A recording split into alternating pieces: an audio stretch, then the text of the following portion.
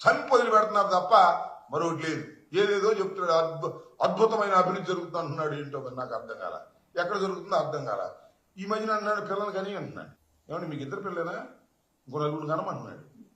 ఏమంటే మీకు ఇద్దరు ఒకళ్ళేరా, ఇంకో ఇద్దరు కనమంటున్నాడు. ఏంది కనేది? హాస్పిటల్కి వెళ్తే ఎంత అవుతుంది? పిల్లల ఫీజులు ఎంత అవుతున్నాయి?